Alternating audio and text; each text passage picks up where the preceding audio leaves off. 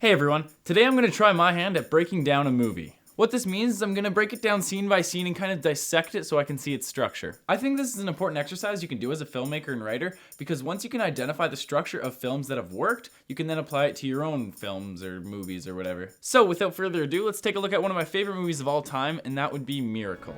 So this movie was made in 2004 and has a runtime of 136 minutes. If you haven't seen the movie yet, I implore you to go watch it. It's an outstanding film, and I'm gonna obviously spoil it in this film, so go watch it or stay tuned.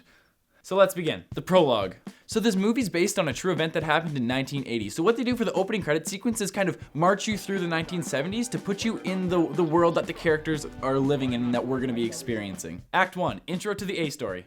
So in the first scene, we meet our main character, Herb Brooks, who wants to be head coach of the USA hockey team. So he starts off in a meeting room with a bunch of head officials from Hockey USA, and right away the scene's important because we can already tell that he's fighting to get what he wants. I mean, sure, the guy's a bit unorthodox and almost has like this mad scientist kind of feel, but he knows what it takes to win, and that's what he's gonna apply. Even if that means isolating himself as kind of a social outcast. Intro to the B story. In the next scene, we get introduced to Herb's wife, Patty, who will be used as a tool to kind of bring out Herb's human side, which kind of gets lost throughout the movie. But like, she's not an actual like tool. She's a human being. I just want to be clear. I don't think she's a tool or anything. We're good. And at just 8 minutes into the film, we have our inciting incident or our catalyst that propels the film forward. Herb gets the call to be head coach.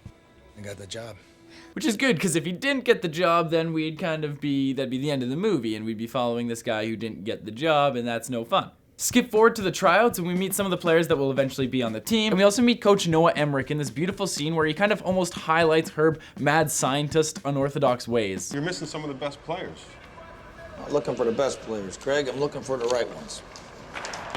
Now Noah's important to this film because he is literally the embodiment of the audience in this film. His reactions are 100% in line to what any of us would be or what they are in our seats. He's the sense of reason, the voice of concern, and whenever we don't really know how to feel, we can just look at him and his facial expressions or words will tell us how, and then we continue forward. Obstacle. Coach Herb makes the rash decision to make 99% of the cuts on day 1 of 5 of tryouts. That's like when your teacher's like, hey, we got a test next week, and you're like, yo, I'll take it now. And you're like, you haven't studied, and it's like, that's okay. Like, what? That's crazy. Obviously, this doesn't go so well with President of US Hockey, Walter Bush, and he has a few words with him, but at the end of the day, he succumbs to Herb's willingness to win and his determination. But I sure as hell hope you know what you're doing. I think the scene was very beautiful, and I think part of the reason why Walter lets Herb do what he wants is not only because, Herb's determination, but also because USA Hockey wasn't really in a good standing before this, so I think it was almost a desperate attempt to try anything. Moving on. So now we're in the bar, and we get to know the players a bit better as they're filling out their tests that Herb makes them write, and then plot point. Get it? Because I'm pointing, and it's the plot. At the first practice with this new team, we see star defenseman Jack O'Callahan light up Robbie McClanahan to increase the tension on this team. And this leads to Herb asking his players, Where you from? Who you are? Go ahead. Rob McClanahan, St. Paul, Minnesota. Who you play for? For you, here at the U. Introduction to the C story. Herb shows up at the goaltender Jimmy Craig's house and asks him why he didn't complete the test and almost belittles him. And here we find out that Jimmy Craig has had some family issues and he's trying out for USA because his mom, who had just recently passed, would want him to. Now, I'm a bit hesitant to call this the C story because every player kind of has a unique relationship with Herb and everyone could kind of have a C story, but they focus a bit more with Jimmy and he's the goalie and goalies get special treatment anyway, so that's why. Advancing the A story. Coach Noah and Doc have a touching conversation about Herb and his methods, and we realize that he is still human and he kind of stays on the audience's good side. No, maybe if they hate him, they won't have time to hate each other. Advancing the B story. Patty, Herb's wife, gets a bit upset because Herb's passion for the game is a lot stronger than his passion to be a family man at all. And we also find out why Herb is so passionate when he pulls out a team photo and we see that he used to play on Team USA. Or so we think. Beginning of Act 2, Part 1. Here we see the team progressing in a montage that's split into 2 parts. The first half when it's about the team kind of struggling. What the hell is he talking about? No clue. And then after some hard work, the team starts beginning to gel in the second part of the montage. Now, throughout this montage, we keep referring back to the questions that Herb asked other players earlier. Mark Bowich, Who do you play for? UMD Bulldogs. Setback. After USA ties Norway, we have this incredible 7-minute and 40-second scene that I could honestly make a whole other video just dedicated to, but maybe another day, so I'll summarize it for you real quick. Well, pretty much Herb skates his boys until they can't stand and they're puking their guts out, and he's skating them and they're puking, and he's gonna keep skating them until this beautiful moment happens. Michael Ruzioni!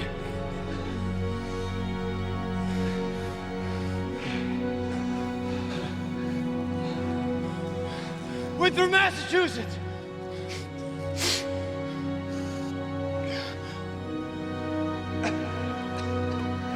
Who do you play for?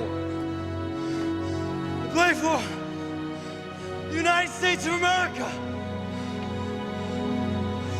So obviously this was a huge payoff from all that lead up to that scene, pretty much asking the same question. Moving on, we learn about the evil Soviet team and how they seem pretty much invincible because no one's been able to beat them. This is important because now it brings the team together because now they're all fighting towards one common enemy. See, because at first they were fighting each other, second then they were fighting Herb, and now they are all fighting the Soviets. Yay! The midpoint. So again, we have another montage, but this time it's kind of just like the part 2 of our previous montage where it's all the team bonding and it's all good stuff. Advancing the C story. So now we see Jimmy's father and more of the emotional pain Jimmy has to endure as well as playing at the top of his game. Another obstacle. Herb brings in a new guy, Timmy Harrod, to motivate the rest of his guys because he still has 2 cuts left, so it has everyone on the team scared. We also learn that Herb was on the USA hockey team 10 years prior, but was cut just a few days before the Olympics started.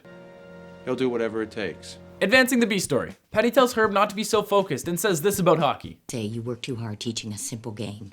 Act 2, Part 2. A few of the players talk to Herb about kicking off Timmy because he's breaking up the dynamic of the team in this beautiful scene. Because we're a family. What? We're a family.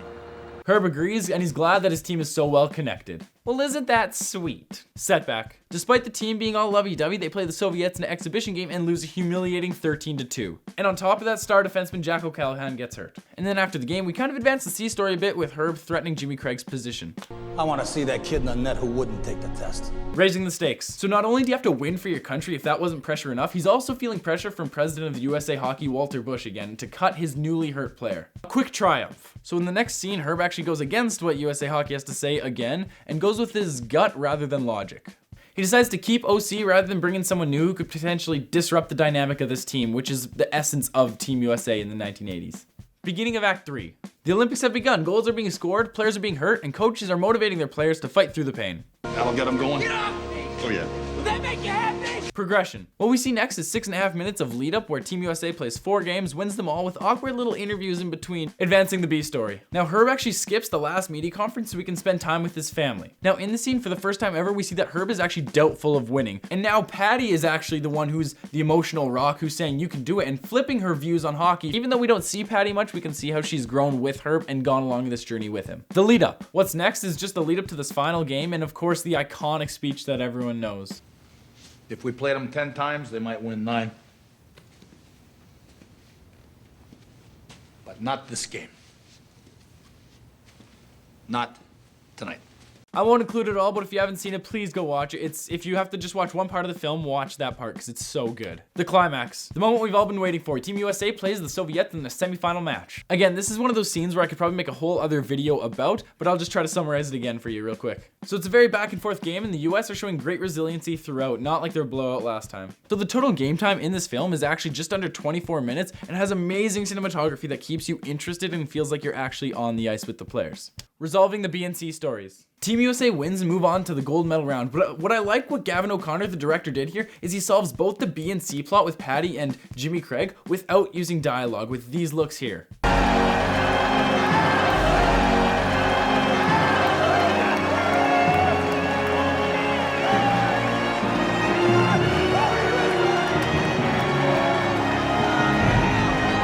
And I think that's just such a powerful way to resolve these storylines, right? Because it's just so real and it just makes us feel, and that's good. One of my favorite scenes has to be after the Soviet game when Herb goes and celebrates. I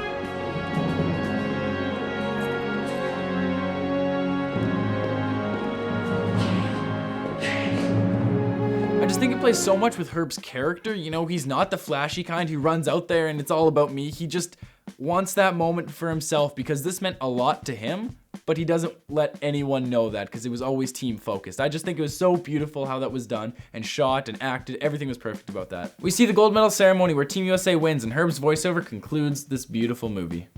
Not only to dream, but a chance, once again, to believe.